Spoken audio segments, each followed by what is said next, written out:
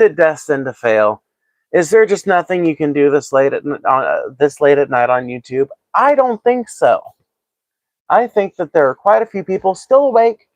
I keep thinking about the fact that it's only 11:20 in California. So there are plenty of people on the West Coast that can hear me. Plenty of people on the East Coast that can't sleep. Plenty of people in the Midwest and the mountain states that are probably getting ready for bed and could listen to me if they find me before they go to bed. So YouTube, work with me here. I'm a partner in your partner program. It pays you to let people pay me. So come on, show my stuff to people that aren't my most dedicated fans, because I appeal primarily to, people, like, come on. You got to show me to other people. Oh, man. Casey's in the chat. Look at that. We got Margot. We got Casey. Got everybody. Margot the commie. Your guy just comes in looking for instigatory comments as soon as he approaches. And that's fine, I guess. I mean, it is kind of the vibe of this channel, I guess. Everybody's back. All the important people are right here where we need them to be. If I streamed at a normal time, maybe I'd have 20 or 30 people hanging out. But right now, it's just not a normal time, is it? You asked a question? Well, you'll have to repeat it, because there ain't no way I can look at it now. Well, I guess I technically could, but it'd be a lot easier for me if you would just repeat it.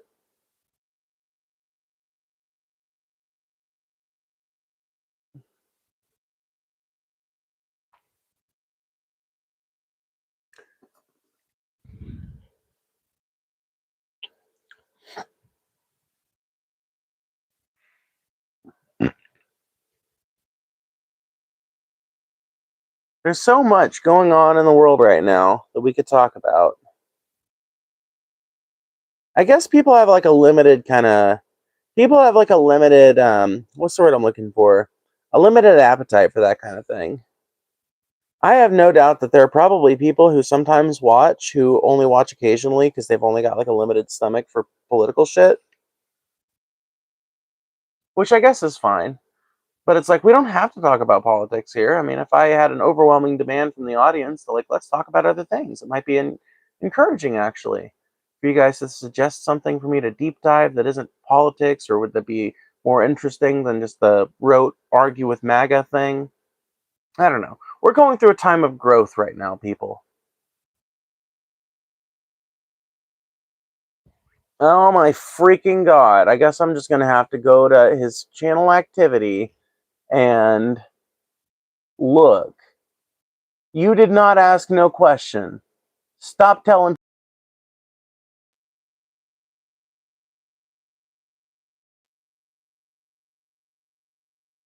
Oh, she's back. I am back. I told you guys I'm not going far. Just trying to get some more people in here so we can talk about something that matters, hopefully. I know it's like 2 a.m. on YouTube Shorts, but come on now. Is there no desire in any of you to talk about anything that matters? I don't believe that. I think that you guys have interesting minds willing to participate in an active discourse. Not a she, though? You don't get to determine that, friend. I mean, like, linguistically, biologically, psychologically, not your choice. Will you vote for Gavin Newsom? No. No. Nah. Nope. Sorry, I like my politicians to have a backbone and consistent principles. I like them to be able to defend the things that they believe in when they go on conservative talk radio shows.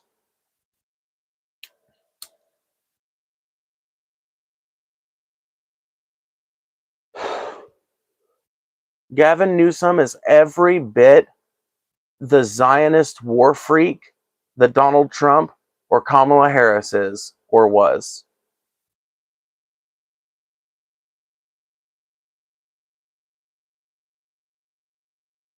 Hello, welcome. Make sure you guys hit that like and subscribe button. Both of those help out the channel and the stream immensely. Thank you so much. You are a man, bro. Stop it. You realize you can say that 1,000,000 times and it's not going to change the fact that I'm a trans woman. It's never going to make me detransition, and you merely like stating your discontent with the science behind trans people doesn't undo that science. You can be belligerent about it all you want, but at a certain point, you just sound like an angry drunk.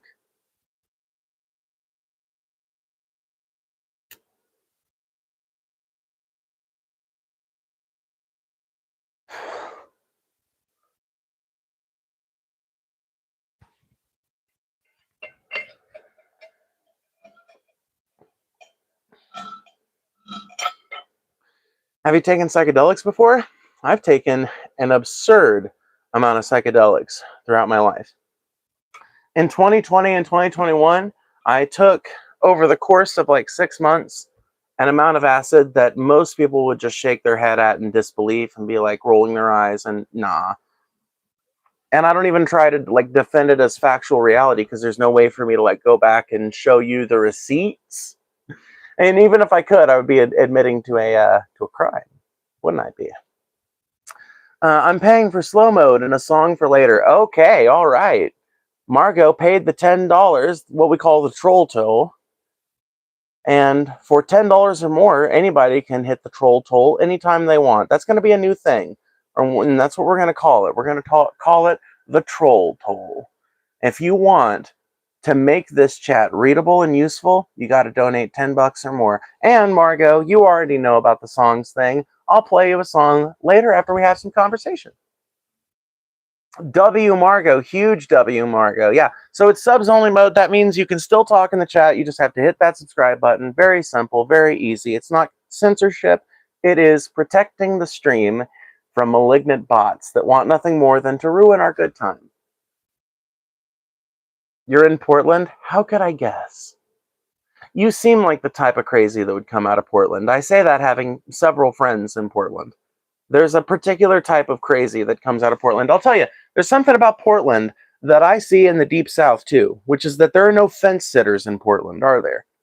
You would agree with Matt, wouldn't you, your guy? There are no fence sitters in Portland, except maybe the drug addicts.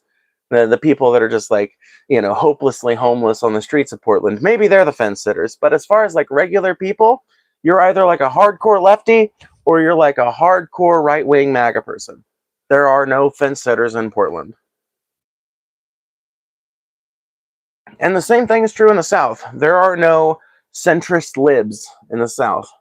Just dedicated progressives and hardcore dedicated MAGA people. You're gorgeous. Aw, thanks. That made my day.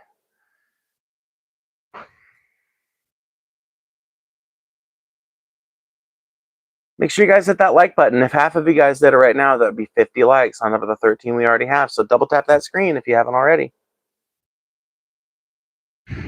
Not only does it help the stream out, but it makes me feel better. Assuming I don't feel great already. No, so did you guys hear that in a stunning turn of events that nobody could have predicted, the Ayatollah Khomeini has been replaced by the Ayatollah Khomeini. Yeah. The Ayatollah Khomeini was replaced by, get this, the Ayatollah Khomeini. Ba-ba-ba-da! How's that for Operation Epic Fail, President Trump? So much for having a personal say in who the selected leader of Iran is, huh? Yeah. You know what the fucking great philosopher Jagger once said, though? You can't always get what you want. Them's the breaks.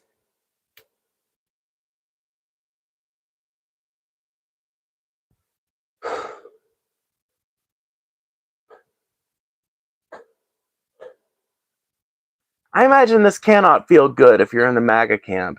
You've been defending this Iran war shit since it began. Overwhelmingly, you guys have been defending it. It's like 85% of MAGAs that support this Iran war shit. Which, by the way, only equates to like 20% of Americans overall. It's worth noting.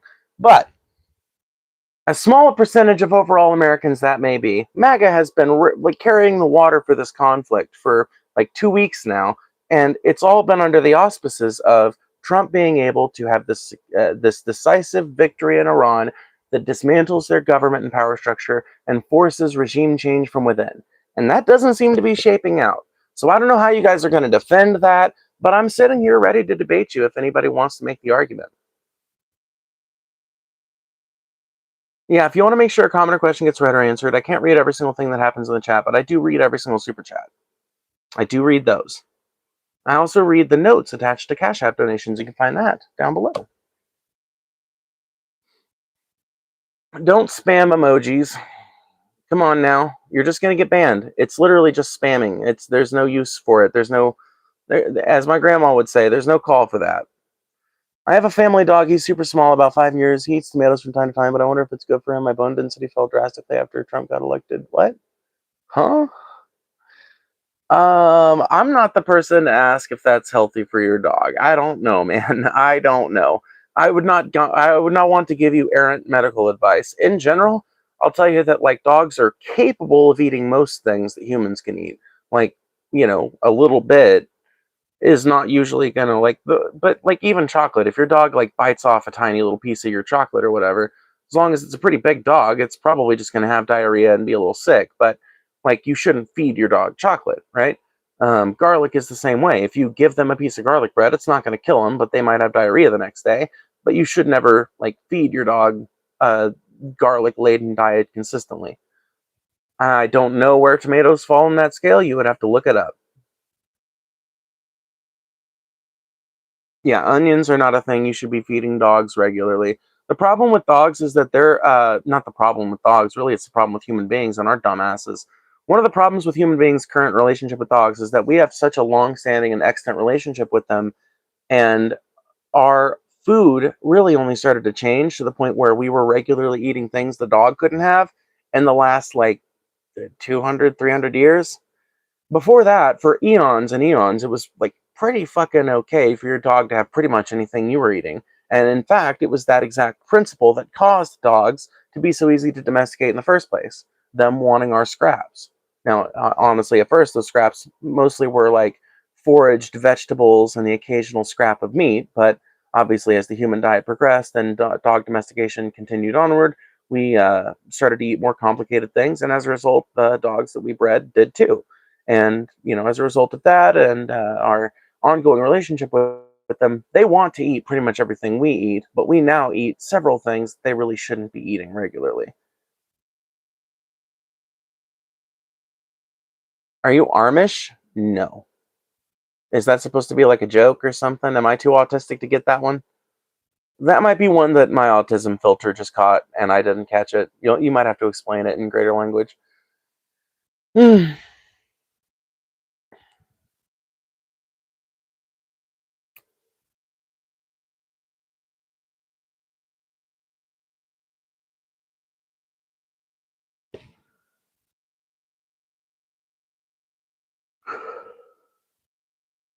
I really do want to argue with MAGA today, but if you guys aren't willing to make the arguments or all you're willing to do is spam, I can't help that. What are you hitting off camera? Wouldn't you like to know, weather boy? Why are you so gorgeous, goddamn? Effortless. I think it's the confidence more than anything. I'm not that attractive. I'm MAGA, let's argue. All right, well, here's my fucking argument.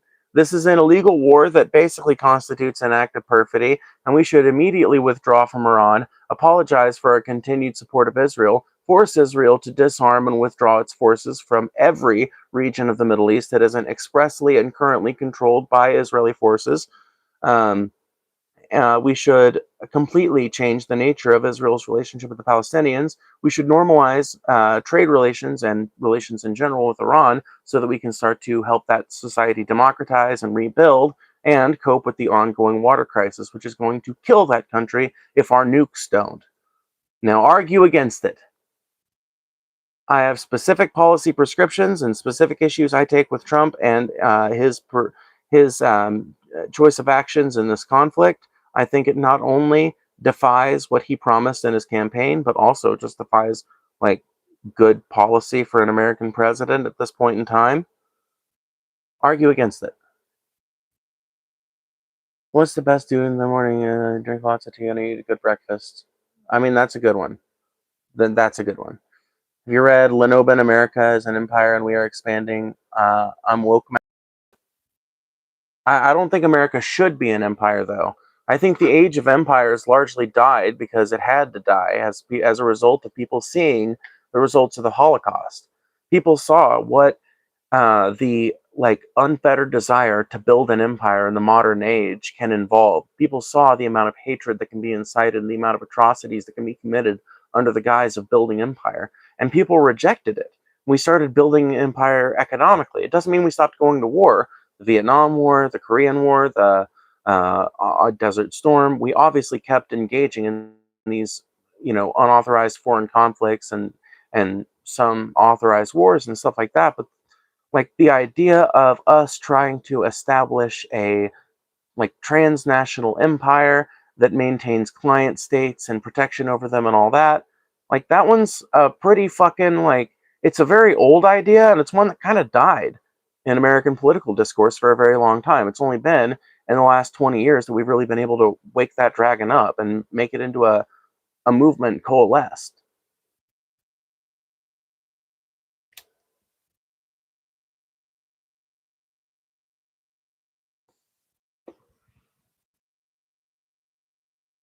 You have no idea the way this world works? Well, luckily for me, retards like you are never going to explain how I'm wrong in my chat, so I guess I'll keep on being wrong with no refutation.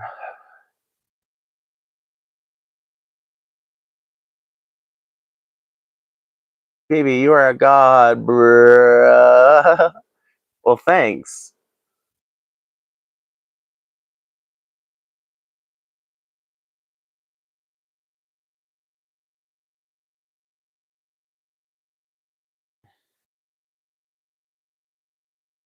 You can't say that. You can say that, actually. In Woke 2, you can say that. In Woke 1, we couldn't say things like that, but here in Woke 2, you can say that. In the era of Woke 2, all which was formerly impermissible is now permissible again. Except the N-word. That one's still bad. Woke 1 had its problems. One of them was language policing.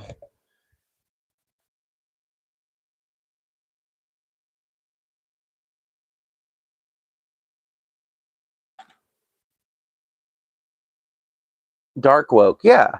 Dark Woke is being reframed currently as Woke 2, and personally, I'm all here for it. I'm here for it. I don't care what name we append to crazy leftists like myself. I'm just glad that we're becoming a cultural force again.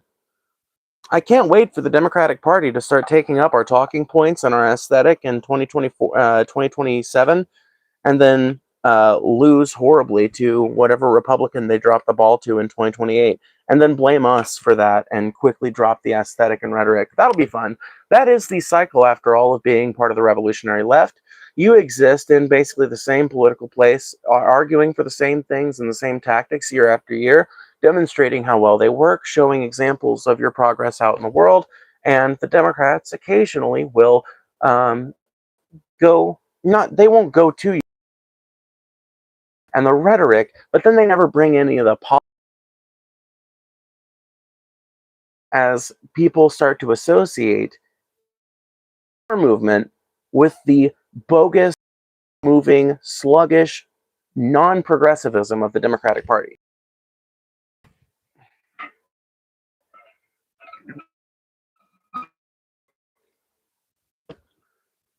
Or haunted ghosts of Saddam Hussein.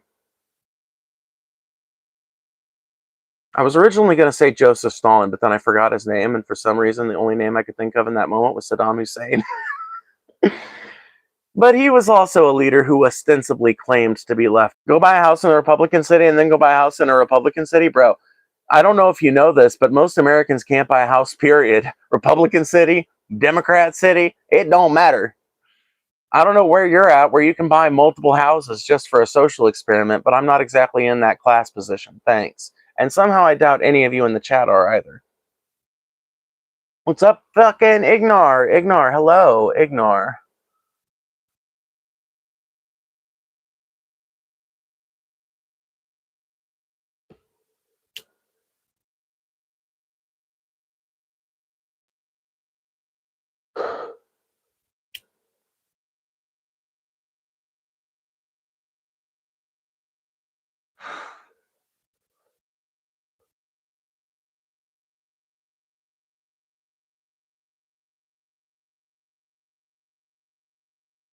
I live with my parents because I'm the sixth generation in a line of smallholder farmers, not because I have no other option.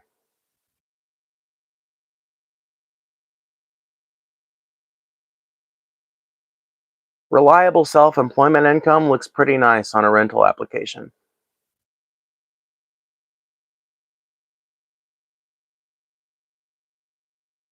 You are trans? Yes, I am. Would you like to ask something about it? It's everybody's favorite topic. Phoebe would never do drugs at work. Yeah, never.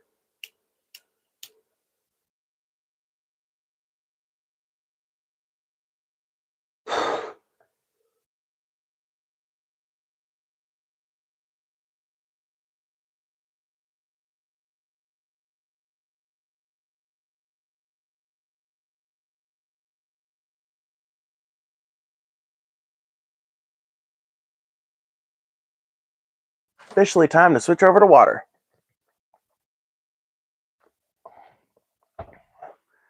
Alrighty. Hit that like button if you haven't done it already. It's so easy. If you're on your mobile device, just double tap your screen. Bro just ripped Ash? Yeah. Yeah. Somebody knows. Yeah, I did kind of rip Ash when I took that hit, but that's okay. It happens every once in a while.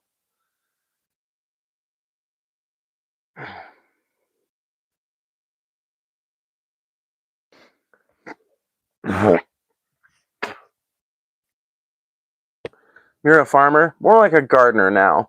The thing about like most small holding families in America, if you don't own enough to like have some contract with one of these seed companies or raise livestock or something like that, then like you pretty much have to have like a normal job, and whatever farming you can do is just like taking advantage of what little land you have left. A big problem that smallholders ran into over the last 100 years is having to sell off and being pressured to sell off more and more of what used to be pretty survivable holdings, pretty farmable holdings. Like people used to make a living off of 100 acres. Now you'd be really hard pressed to make a living off of 100 acres unless you've got like a really profitable small time cattle operation with like local butchers involved and stuff like that. Or like there's instances in which it works. I'm not saying it's a dead thing. It's just like people like my family were pretty much marginalized out of existence over the last 100 years. And as a result, most of us now work regular jobs, and what land we have left is dedicated to food production to the best of our ability. But when you have to work a regular job, you obviously can't spend as much time tending land and making things right and, putting up fences, doing the things you have to do. And as a result, you become kind of enslaved to the system once again. And that's something I try to fight against by talking to people about how important it is to eat locally and shit, because it is by eating locally that you could start to make that a more viable way of living. And there's lots of people that would love to live like that. There's all kinds of people. And with the modern technology and understanding of techniques that we have today, it is so it has never been easier to turn even 2 acres of land into a food forest that can feed 2 or 3 families. It's so fucking easy to do that these days. And lots of people want to live that way. But it's like, it's a lifestyle actively under attack from a number of different fronts.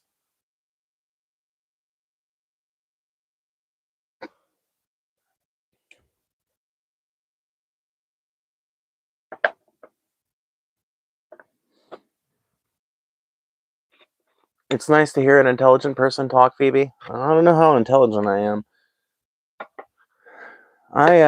I speak largely from a position of personal experience and extensive reading, but not from a place of college education or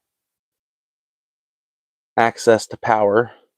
I've seen a lot, I've done a lot, I had a really weird childhood, and I still live a pretty weird life. And I think that gives me an interesting perspective that sometimes people mistake for intelligence. But I don't know that I'm that much smarter than you, friend. I think the idea that it takes a genius to come to my positions is part of the reason why the left has such a problem explaining itself to people. So many people come out of the conversations they have with leftists thinking, Oh, well, I just got to be some kind of fucking genius to understand all this bullshit they're saying anyway. So it's probably all bullshit. Like, what the fuck do they know if it takes them 20 minutes to explain anything, you know?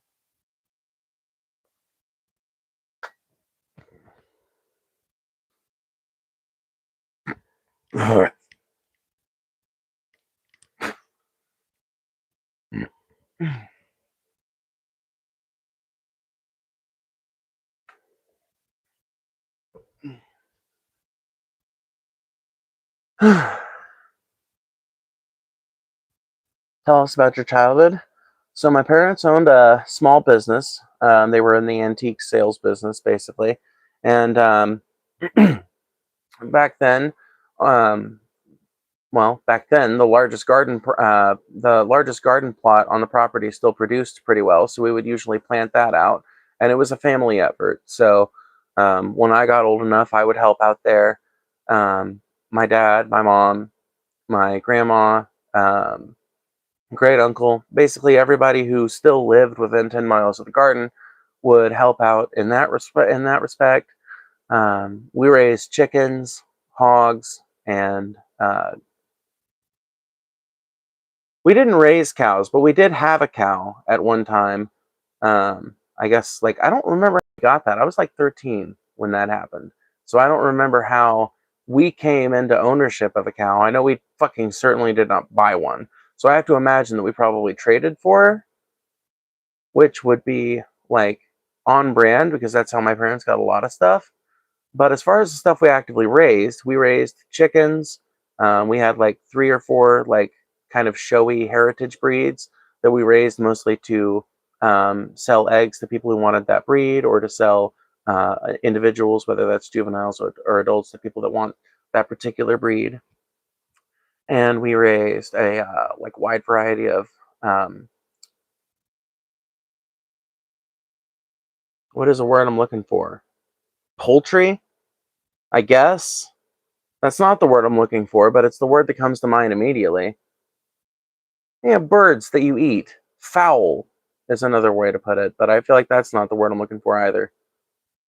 Livestock is the word that keeps popping into my head, but that refers to like all kinds of farm animals, not just.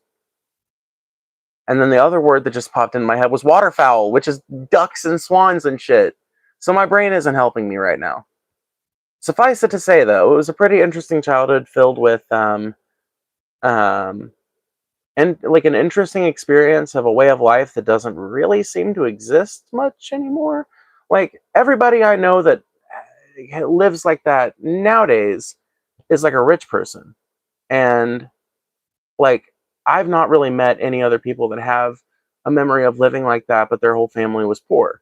It seems like it's a pretty uniquely Southern thing. Like the only people I have met that have like a backstory that involves some similarities to that, like like a little family garden plot and a tractor that everybody like uses in turns when they need to, and like the sort of like collective attitude towards feeding the family, not just any one given family unit, but like the whole extended family. Like when my grandma would can up the proceeds from the garden, she would give like my family some, my great uncle some, my other extended family would get some of it, and then she'd keep some of it back for herself. But it was like 15 or 20 different people getting fed off of the proceeds of that. And I feel like nowadays, I really don't see anyone pretty much like living like that, except for people who are like, I see influencers doing things like that, but I don't know how much that translates to like real life, like people. I don't know how many people in America still have a family garden plot, or um, even think about their extended family if they've got something they produce, you know?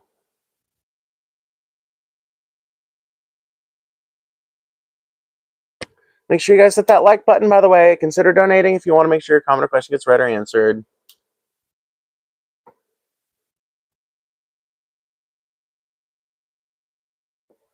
If we do $40 more in donations, I will be doing a call-in stream tomorrow for anyone that wants to call in and debate. So consider that a bit of an incentive.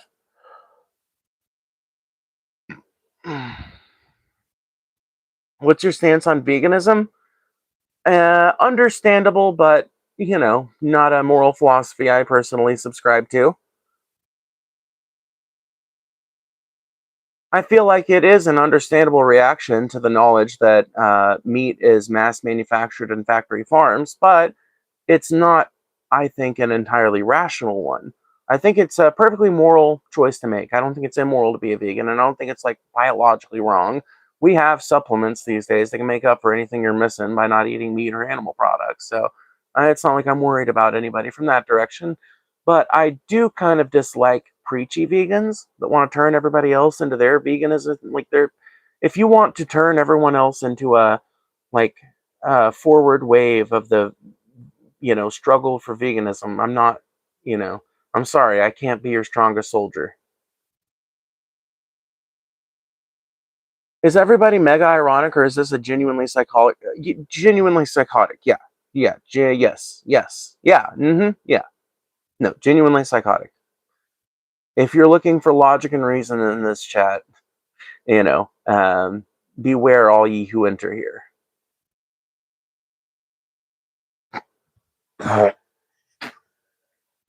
Yeah, the preachy ones are annoying. That's my thing. I'm like, I really don't have any problem with veganism as a philosophy, and I think it's a totally moral and understandable reaction to the travesty that is factory farming. I just don't want to be preached at about it. Is that so hard? Because I have reasons why I think eating meat is morally justified.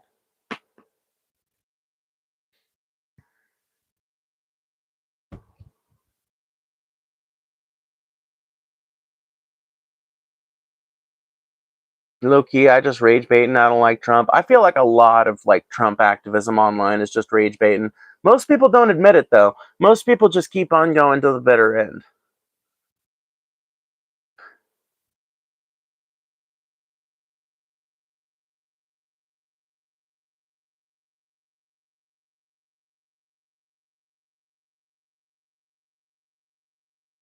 I don't smoke crack, man.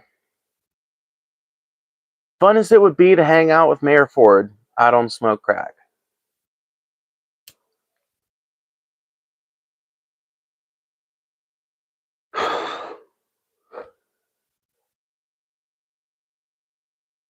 What's up with white hate?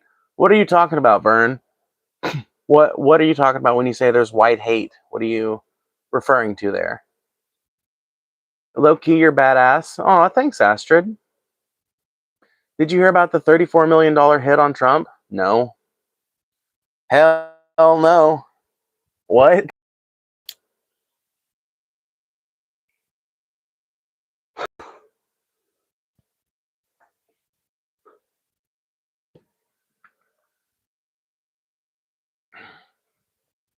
Listen, guys, don't assassinate the old man, okay? The McDonald's cheeseburgers are making short work of him already. I'll be surprised if he lasts through the year. Do not assassinate the president. Do not. Literally, I don't know how to tell the anarchistic left, not that I think the anarchistic left is responsible for Charlie Kirk's assassination. I think it was a lone actor. But there are lots of anarchists and post-lefties and people in my political position who like to justify assassinations like that one when they happen. And I'm just like, oh, no, I just feel like it martyrs people. I just feel like killing people like that just tends to rally people around them in a really like negative way. They have to do like a lot of evil shit before a specific assassination can be justified. And I feel like you have to have like maybe there's like okay, like Hitler. Okay, I think it would have been perfectly fine for somebody in 1945 to have noodled Hitler. Okay, that'd be fine. Stalin. In fact, I think it would have been great if someone would have noodled Stalin before he could have started noodling everybody else. And that's an argument for me and the tankies, I guess.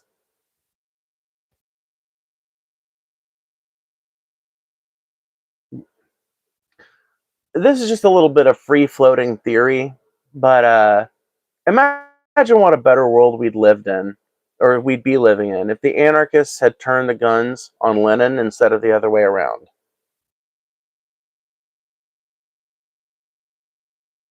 Just imagine.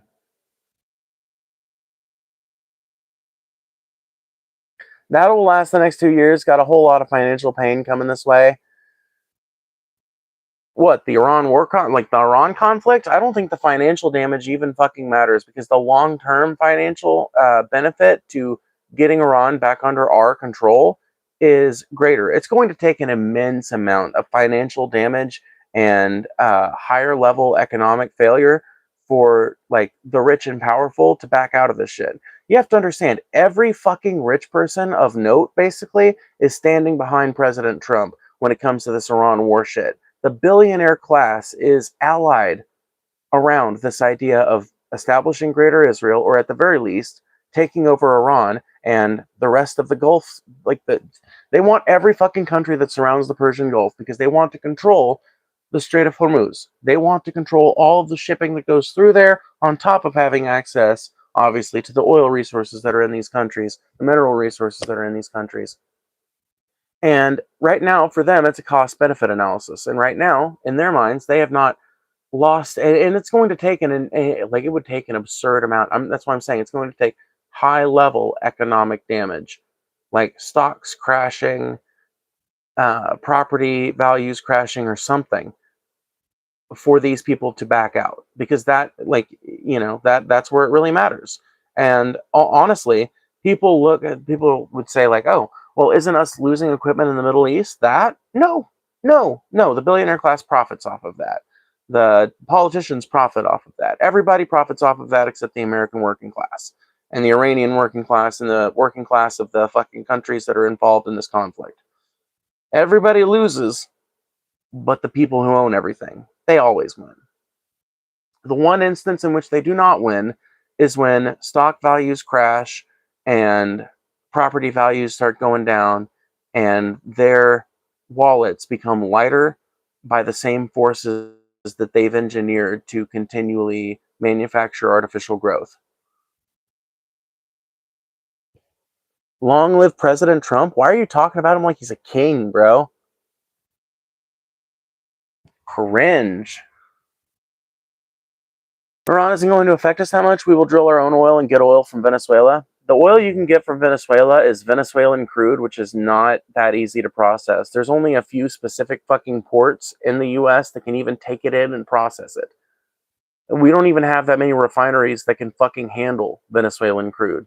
So the idea that we're going to make up from the massive amount of oil shipping, you realize a fifth of the world's oil supplies travels through that strait. We're talking a massive amount of oil that the world's markets just no longer have access to. And it's not going to make sense for the billionaire class to start building more refinery infrastructure and transportation infrastructure here in the United States, unless they know for a fact that this conflict is going to go on forever, and none of them think it is. All of them are operating under the same shared delusion that Iran is going to fucking roll over like a little puppy in the next week or two, and they're going to get all of their goals fucking achieved, and they're going to have control over the Strait of Oman and the Strait of Hormuz. That's not how it works. It's not how anything works. That's never how it's worked in the past, but that's what they think.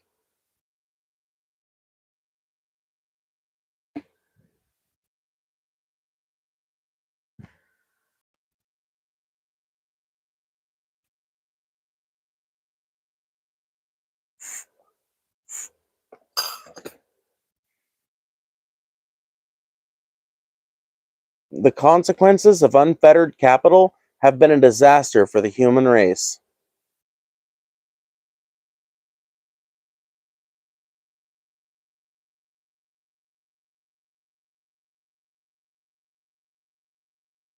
The consequences of unfettered capital have been a disaster for the human race.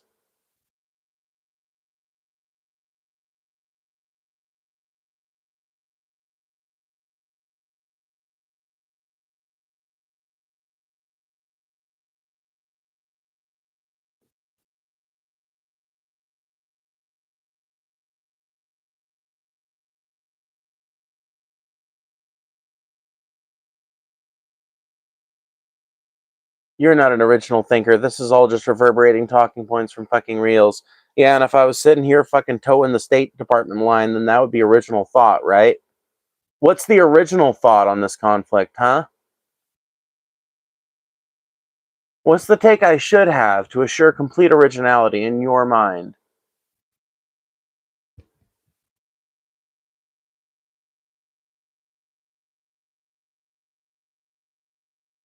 Iran wasn't always like it is today. They used to be friends of the United States before the current regime came in. The current regime didn't just come in on a fucking golden carpet one day and waltz into power with no previous history. The reason why the Iranian Revolution happened is because the U.S. friendly leader that we installed in 1953 after we deposed the democratically elected Prime Minister Mohammad Mossadegh was oppressive and authoritarian towards its people and allowed no quarter when it came to criticism of the government, criticism of the United States. You simply were not allowed to be an anti-Shah agitator in the Shah's Iran. You simply were not allowed to be an anti-US agitator in the Shah's Iran. That's why the Ayatollah was exiled, Ruhollah Khomeini, and that's why in the 1979 revolution, which was largely, by the way, led by Iranian students, they invited him back to be their supreme leader because it was a symbol of defiance of the Western powers that had governed them for so long, and a symbol of defiance of the secularism that they now associate and associated with Western-backed authoritarian leaders.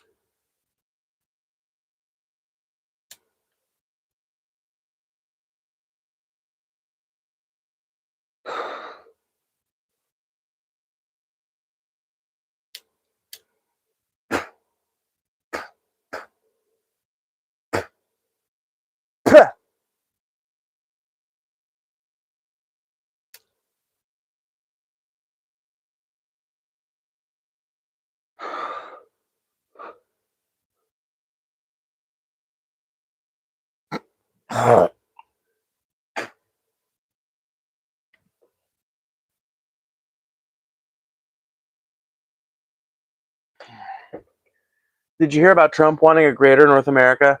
No, but it doesn't surprise me. Orson Welles predicted this in 1984. When at the end of all things, there'll be like 3 countries, and we're teeing up ourselves and Israel to be 2 of the 3.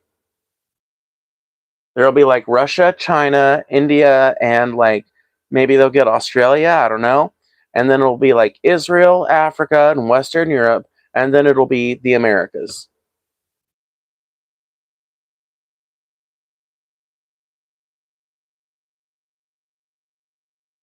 Well, I may be an idiot, but luckily for me, retards like you in the chat literally never illustrate a refutation of my points, so I guess I'm free to just continue being an idiot.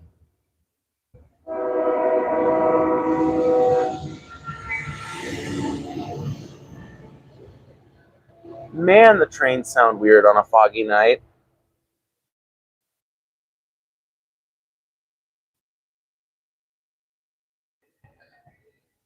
Well, of course nobody's going to stop me, Funky, but you, if you had the intelligence to beat me, you could. I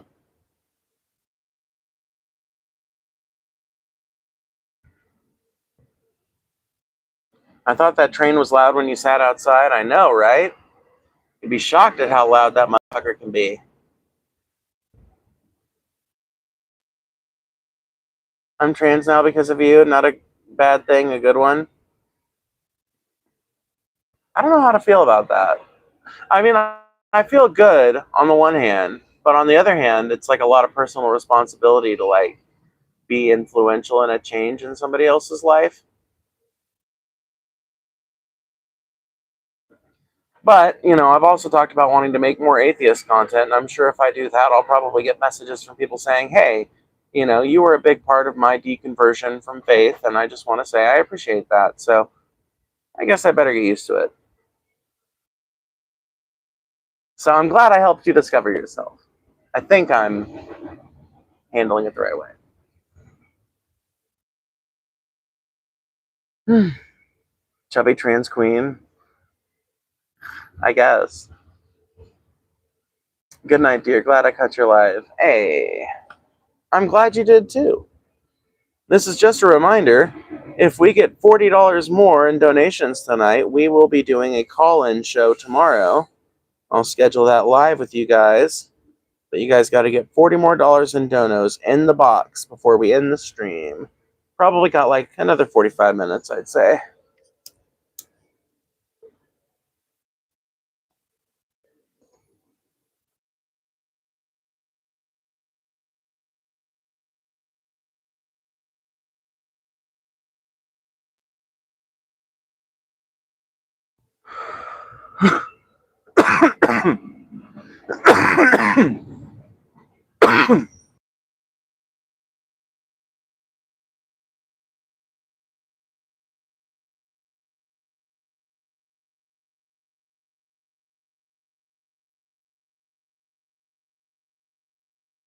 Phoebe made me like farts. Okay, well, I'll take full accountability for that one.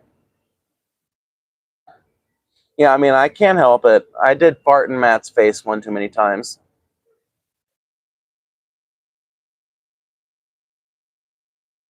I apologize for my harsh language. There's no hate. There's no need to apologize for your harsh language either. I don't know if you've noticed this, but I curse like a sailor. I also speak in pretty harsh language, as it turns out. What meds you on? You're starting to glow like Beyonce? I'm not on any meds. Like, I smoke weed, but I'm not on any meds. If I'm glowing, it's probably just the lighting. I think I have finally got a fairly nice lighting setup in here, honestly. And it needs a little bit more power. It needs a little bit more oomph, but I think in general, it actually it works. I like the fact that when I'm looking at the camera, there's not usually a glare in my glasses. There might be a little bit of one, but, you know.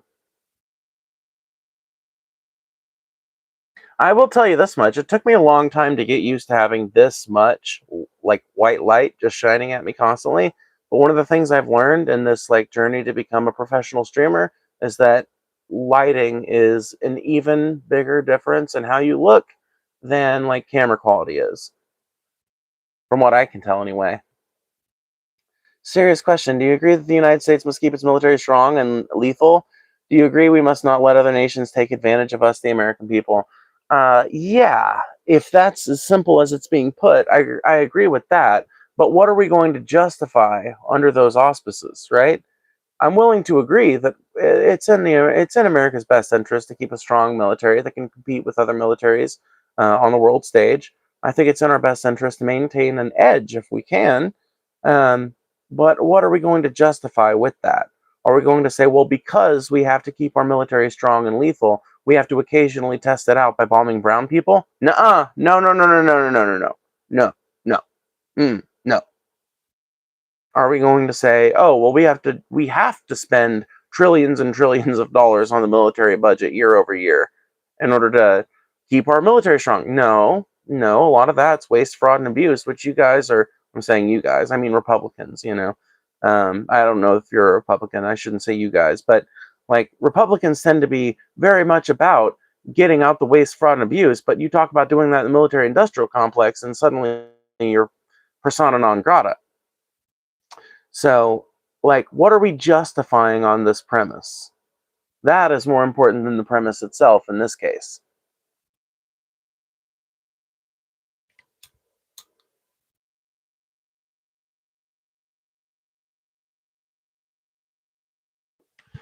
Same thing with the taking advantage of the American people. What qualifies as taking advantage of the American people, and to what extent are we willing to go to remedy that?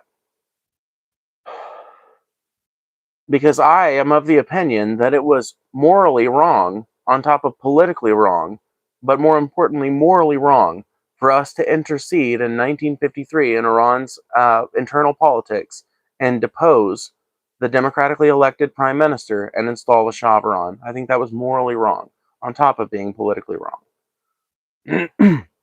Just as an example.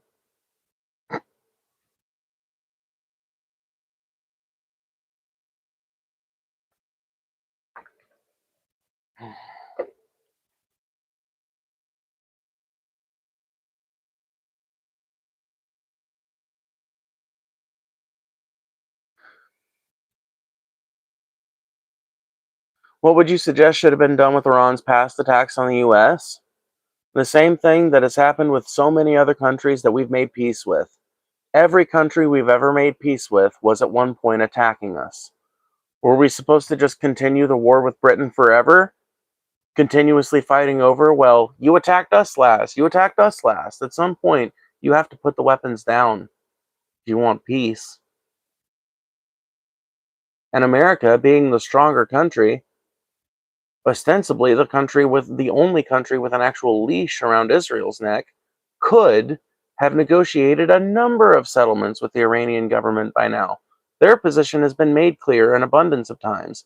So I think we should have negotiated with them, come to an agreement, negotiated that, came to that agreement, and then abided by it.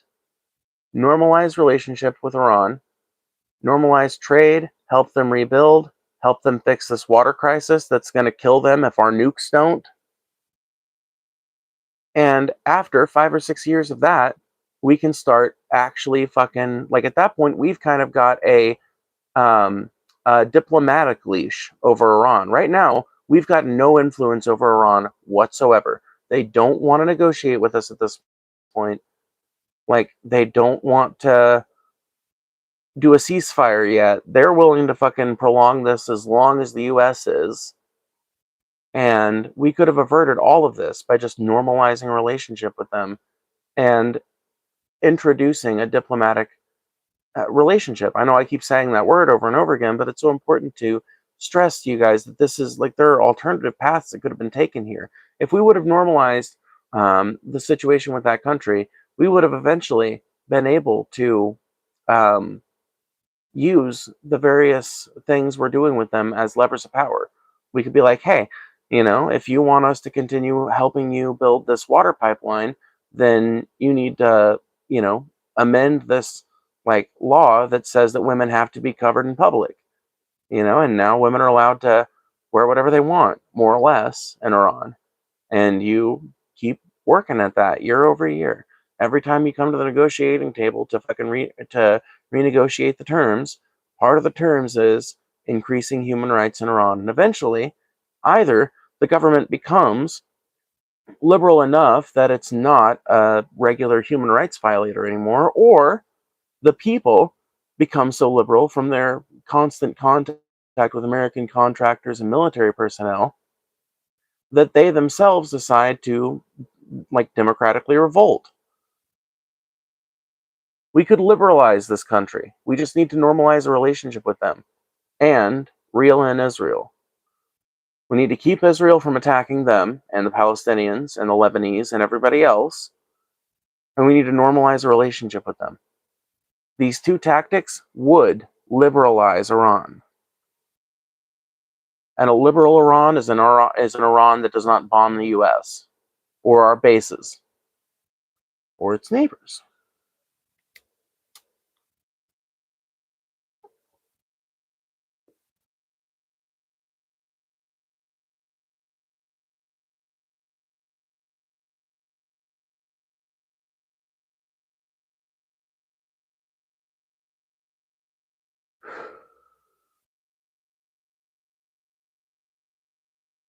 That they fundamentally don't agree with our way of life? Neither do the Saudis, but we seem to maintain a cordial relationship with them.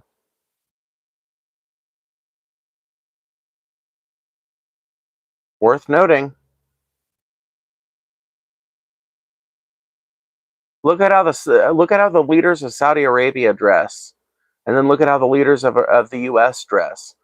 Luckily for us, in this specific conversation, there's been a number of meetings between prominent Saudi Arabian leaders and prominent U.S. leaders because we've got a very close relationship. In fact, we've got such a close relationship that Saudi money was tied up in the 9/11 attacks in a number of different interesting and unique ways. We've tried negotiating for the past 47 years. No, not really.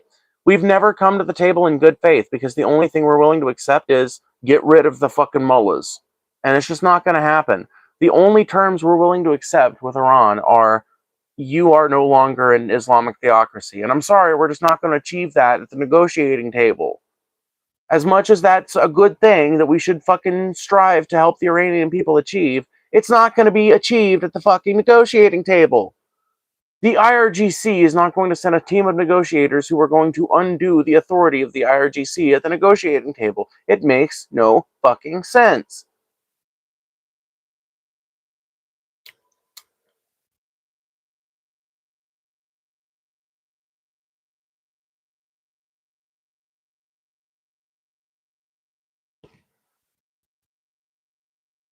The only outcomes we are satisfied with when it comes to Iran are failed state, which is why we don't want them to enrich any uranium. Because we want them to be entirely reliant on their own domestic oil supply that can be attacked at any time. And they don't want to have to deal with the PR disaster that is targeting a nuclear facility.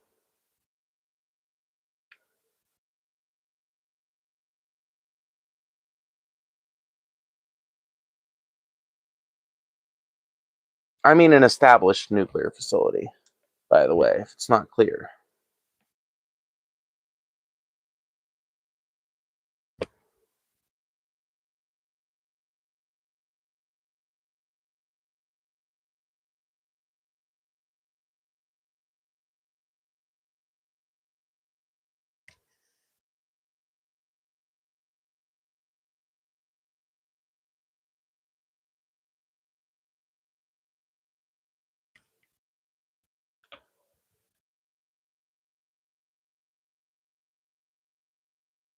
Is that cracker meth gang? How am I supposed to know what's in your pipe?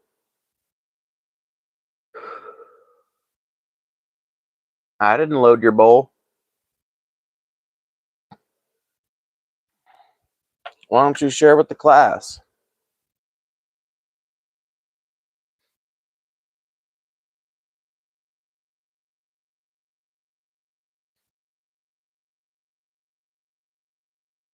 Phoebe, do you think Iranian Americans are accepting this conflict in a positive way? Nope. Nope. The diaspora is looking at this as an opportunity for regime change in Iran, largely. So no. No, I don't think American Iranians are accepting this conflict in what I think is a positive way. I just don't. I understand their grief. I understand their anger and their frustration. I just don't. I don't feel like this is the way. I'm sorry, I just don't. I would love to argue with some diaspora Iranian about this, but I just don't feel like this is the way to achieve that goal long term.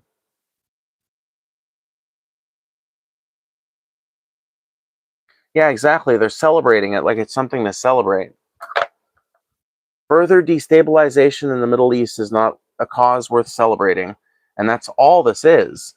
That's literally all this is. It's destabilization of the Middle East in an attempt to make Iran a failed state at the behest of Israel. America is effectively a colony of Israel's at this point, and we just do their bidding, and we send their bombers over to bomb whatever the fuck they want bombed, and we help them in their operations, and we kill little schoolgirls for them when they ask. We're Israel's bitch now, and we do whatever they want, including starting another endless forever war in the Middle East.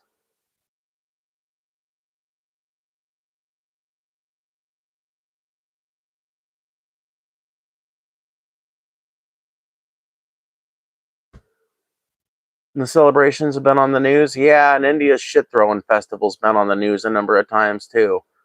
We just gonna aggrandize every goddamn stupid-ass movement that ends up on the news now? I've seen a lot of dumbass turkey neck looking rednecks on the news before. Should I just fucking look up to everything they got to say because a fucking TV camera was cast their direction one time? Get real for 5 minutes, please. I need you to be real, like so real with me.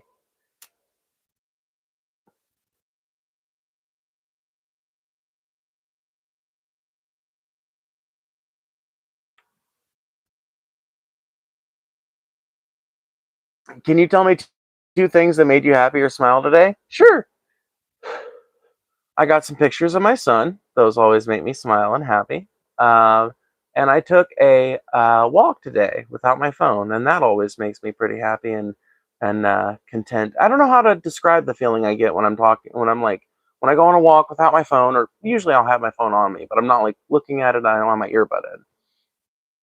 But there's just like it's contentedness is the closest feeling I can get to, but it's like, yes, there are birds and there are squirrels, and oh, there's a possum over there in that ditch. Oh my goodness, it just got itself an apple core. And there's just something wonderful, and it's Bob Rossian almost, the feeling I get when I go on a little walk with just me, myself, and nature. It's a pleasant thing. You should try it sometime. Whether you're doing it to lose weight or just doing it to reconnect with nature, just take a walk through a remote part of town, where you've got access to some woods or something. Aw, thank you. Girl power. Hey, I love it. I love it. I love it. I love it. Most Iranians want their freedom back and are happy the Ayatollah is gone. No, no. Most diaspora fucking Iranians might be feeling that way. But the fucking feeling from within the country, from everything I can tell, is grief for the Ayatollah and a sense of um, national unity around defying America. Gotta go. Good seeing you, Phoebe. You the best. Stay safe in nature. Of course, yeah. I mean, I don't normally like take long walks to unfamiliar forests. You should always know the nature you're walking in. But even if you live in a small town, take a walk, but walk the opposite way from like how you would go to get closer to town. You know, walk to the part of the neighborhood where it's just old people and some of the old houses have been torn down and it's just vacant lots and stuff. It's out towards the country, or if you've got a park, like there's all kinds of things you can do to get this feeling, but just do it. It does not take a lot. And honestly, even if you do live in a city where you're not really able to find a place like this without driving to it, just take a walk through your damn neighborhood. There is something really wonderful about getting to know your neighbors because you just happen to walk by their house every day on your daily walk, or because you make it a habit to go to one specific place in town every day, or whatever. Engage with your surroundings. Don't rot max, is what I'm trying to tell you.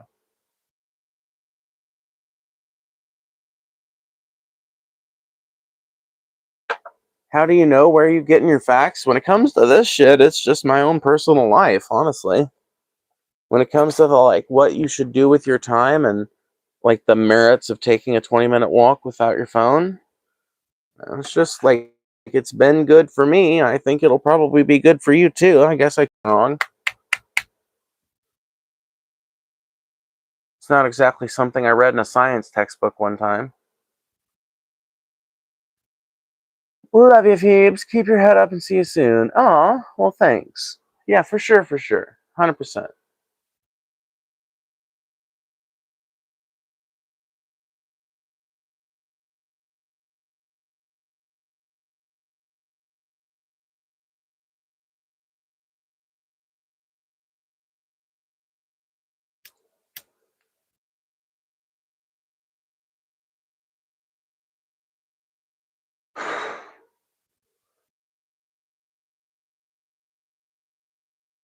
I'm gonna go now. Say, okay, have a good faith debate in a perfect world. I think you'd be absolutely right in your methods and perspective. That's how we live in an evil world.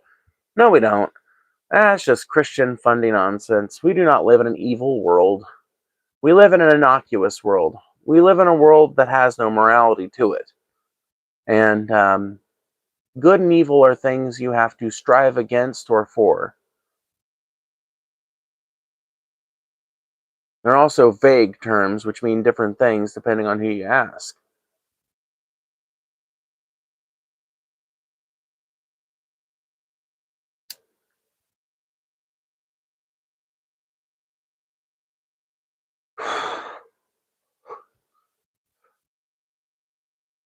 Give you a perfect example. The IDF thinks Hamas is evil. Hamas thinks the IDF is evil. Which of them's right? Both of them, to my reckoning. But you may have an entirely different perspective. You may view Hamas as a rogue militant organization seeking to defend what little bit of property Palestinians have left, or you may see them as a rogue militant organization that is seeking to oppress the Palestinians and destroy their chance at a successful democracy. You could look at the IDF in similar terms. And ultimately, I think that there is a correct moral perspective to look through.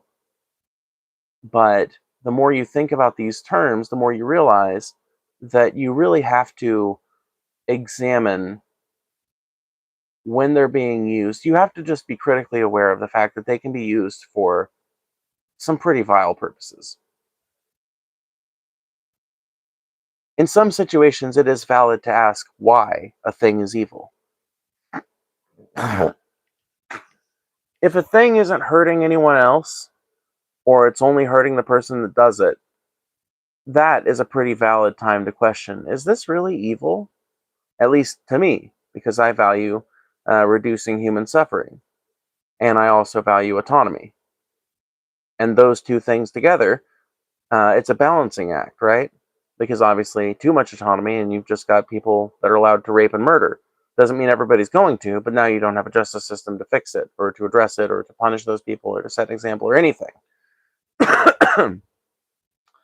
uh, and too much reduction of human suffering, and you've got a nanny state where human beings are like watched over by benevolent robots that keep our every excess in check and make us live like suffering free lives, but where like we get a lot of internal suffering from never having anything to overcome or work towards or like do really, you know.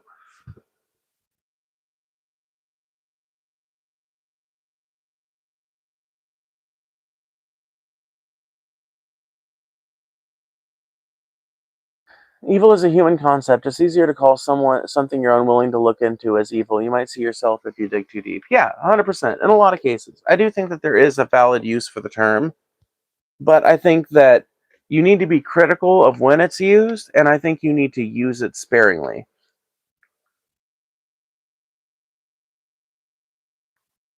And I think if you're going to say something is evil, you need to explain why you think so. It is not enough to merely say something is evil if you're not going to explain the exact evil being committed. In my opinion, you're just wasting your breath. Hitler is evil is a pretty useless statement.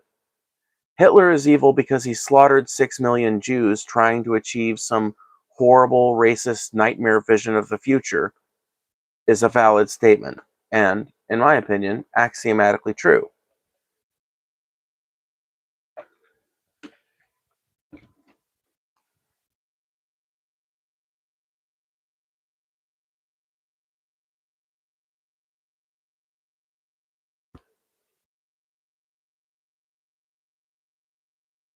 Once again, an hour and 9 minutes in, and you're still screaming, "Long live President Trump," bro.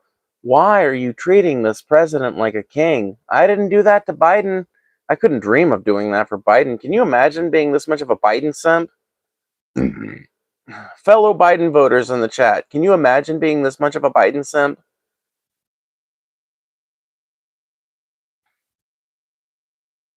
Damn, I did not know that.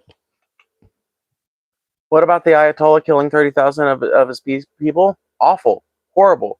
Literally, like, one of the worst human rights atrocities that's been committed in, the last, like, 20 or 30 years, We're doing worse.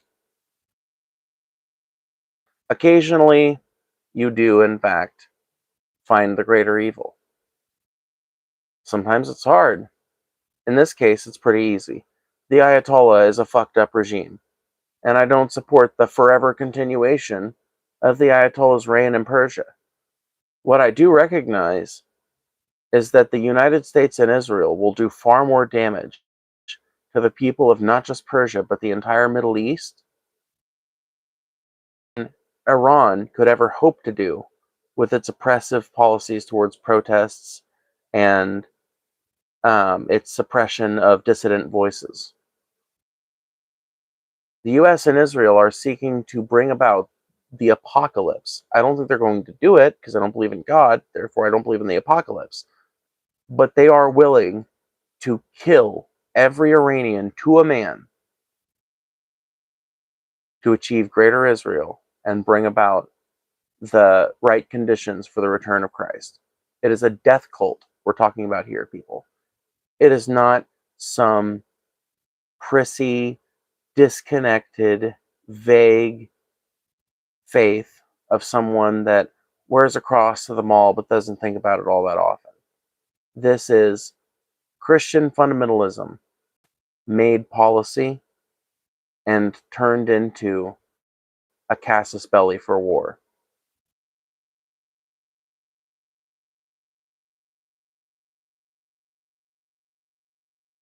Not that, but pragmatically speaking, the best and quickest way to get the awful, fucked up, corrupt Iranian regime, not Iranian regime really, but the Islamic regime in Iran out of power is by liberalizing the people, by normalizing relationships with that country, restricting Israel and its ability to bomb its neighbors and oppress the Palestinians, and showing Iran that we are willing to act in good faith. The first step is we stop bombing them. That's literally step one is we stop bombing them, and step two is we restrain Israel and we make Israel stop bombing too. Ronald Reagan did it in the 80s with a phone call, and that was after the revolution. So don't tell me it can't be done now. It can be, it could be, it won't be, but it could be. That would be step one and step two. Then, after 6 months or so, I would be willing to bet that Iran would be willing to come back to the negotiating table if it saw that we were continuing to restrain Israel, and if it saw that our rhetoric and desire remained steadfast. Then we get to the negotiating table again. We come there in good faith with demands that are acceptable to the existing regime, and we normalize relations with that country. We start trading with them, we start helping them rebuild, we apologize for the destruction, and we start helping them solve their water crisis. After 5 or 6 years of this, the attitude of the Iranian people will have changed massively in regards to American power and the West in general. It will be impossible for them to not feel differently about us in the wake of something like that. And while we're going through this, our CIA can be dropping unlocked American-issued Starlink uplink sites, basically, with instructions on how to use them and everything written in Persian and Arabic. We can basically make it so that people are able to access more and more information. Obviously, lots of Iranians are going to be interacting with American contractors and service people and stuff like that in the wake of such a negotiation being, followed through on. And over the course of 20 years, I genuinely believe we would see the end of the Islamic regime in Iran and the beginning of a true democratic project in that country. But we are never going to get it by bombing them. We've tried this in so many countries. We've tried this strategy of just bombing the people into submission with so many countries. And in every instance, we just created jihadists in every instance. America will unfortunately never do that. That is what they have to do if they want this solution. If they want a solution to this conflict, but you're right. And the reason why they won't do that, let me clarify, is because America doesn't want that. America is literally filled to the brim. Not America, but America's government is filled to the fucking brim. Filled to the brim with Christian evangelical fundamentalists who genuinely believe in the return of Christ in their lifetimes and think it can be achieved if they just manage to get the Middle East under Israel's control. There are also moneyed interests at play here that want permanent access to the Middle East and are willing to piggyback off of the religious fervor of the fundamentalists in order to achieve that long-term goal.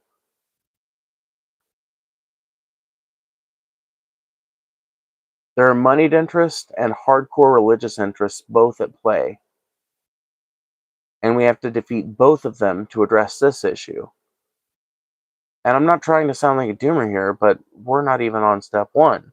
The American people have yet to rise up in an organized and collective way to address how we feel about this Iran war thing. There's enough of us out there.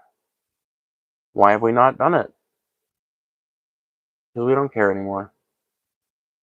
We do, but all of our care has been funneled into movies that make us feel like there's some hope.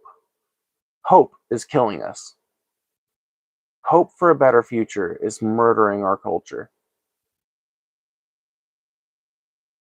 You need to lose hope. You need to realize how dire the fucking situation is. We need to see collectively as a people that the house is on fire and that there's never been a better time than now to set things right.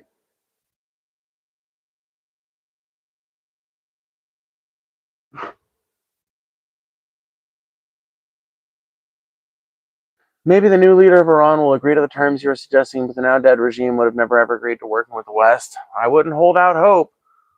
Khomeini's son, who was just elected by the Supreme Council of Elders or whatever the fuck they got over there, that dude is an even harder hardliner than his dad was. His dad was comparatively liberal compared to Mushtab. I forget his name already. It's going to take me a minute to learn his first name, okay?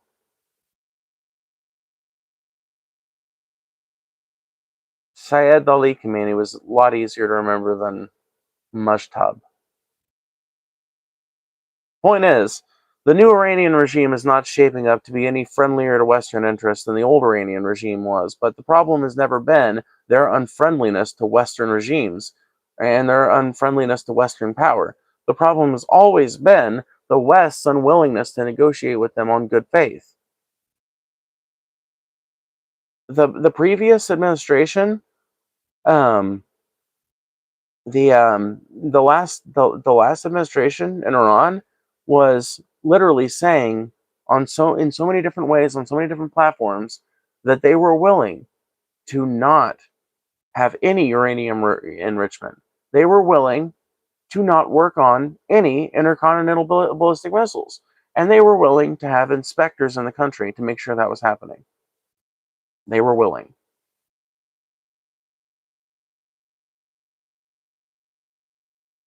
And I trust the Iranians right now more than I trust the fucking State Department. I'm sorry. I cannot trust Trump's giant cadre of loyalists who all collectively want the same thing.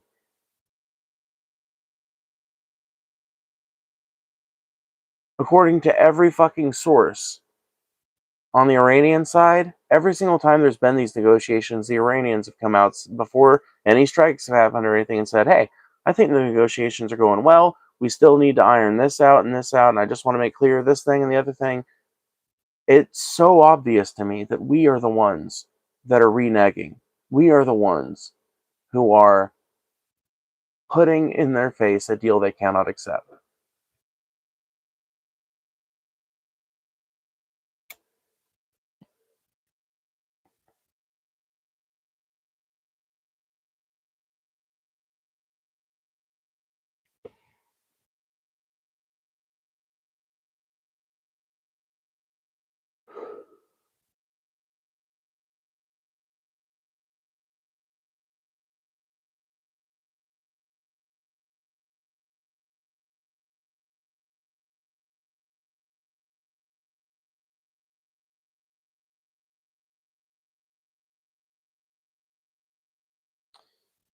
Yeah. Shit's fucked, y'all. We're in another forever war, and that's all anybody's going to be able to talk about for months, which makes sense. It's valid. It's justified. It's just yet another thing that it doesn't seem like the American people are going to do altogether too much about. And it's stacked on top of a million other things that nobody seems to be willing to do anything about. We really are, like a culture in decay.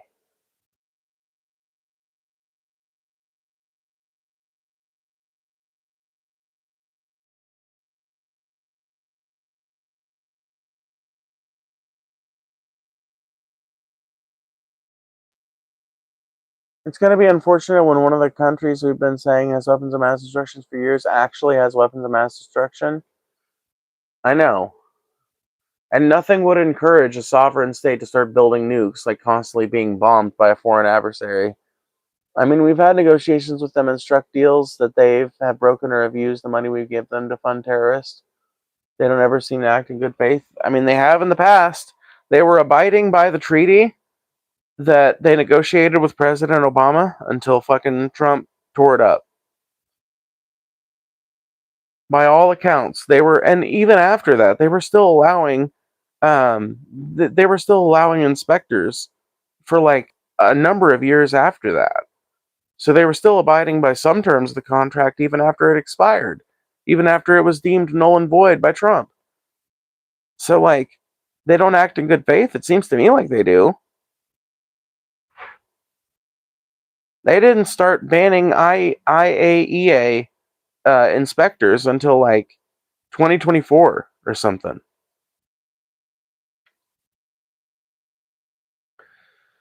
I don't know, man.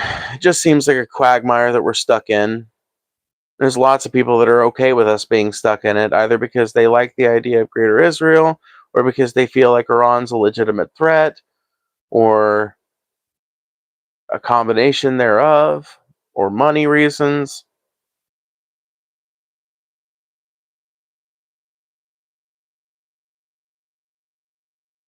It's going to be just like Iran, or I'm sorry, it's just going to be like just like Iraq. It's going to be just like Afghanistan. We're not going to give a fuck about these conflicts until it's killed thousands of people. Bodies will be piled in mountains before anyone will care enough to stop this.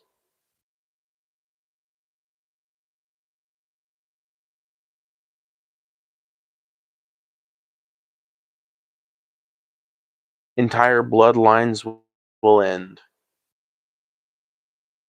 Lives and dreams wiped out by their thousands. Until the rich people involved in all this destruction finally get a bad enough taste in their mouth that they grow weary of the destruction.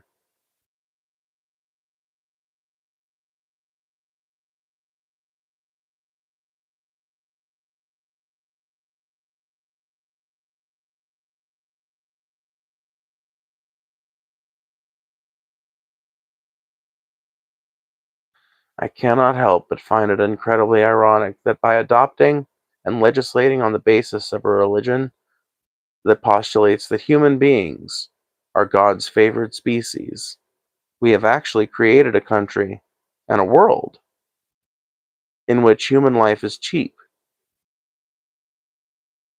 incredibly cheap, cheaper than animal life.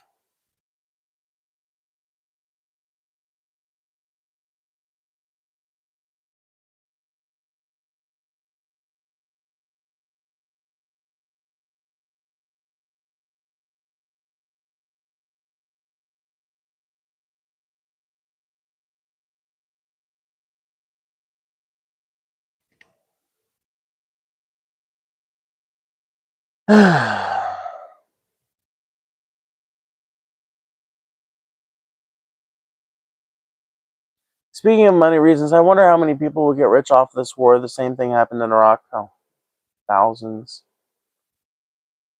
There'll be so many fucking people that get rich off this war. The families and direct employees and shit of the rich and powerful that are going to be directly enriched. Like, there is a, like, top 10% wage earner chunk that loves to profit off of shit like this.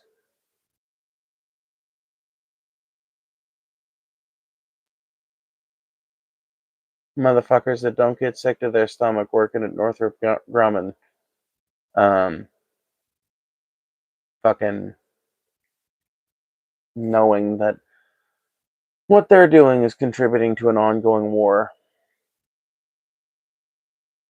What I don't understand is Saudi Arabia. Like, what do they think will happen when Israel just owns the whole area? We are servants.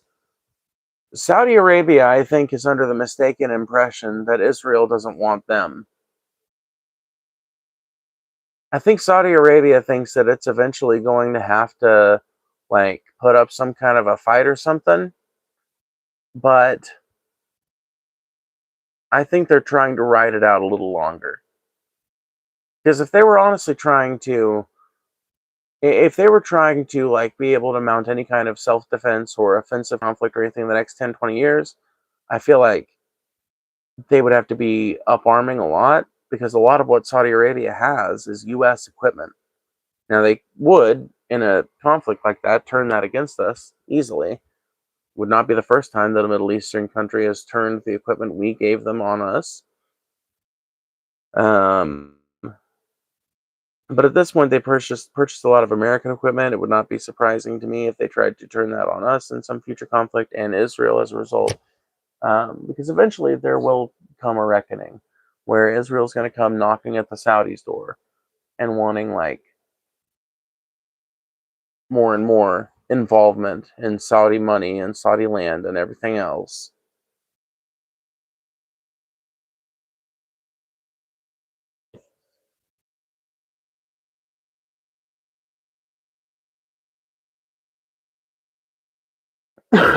Anyway, I'm going to go ahead and get off here. Thank you guys for hanging out.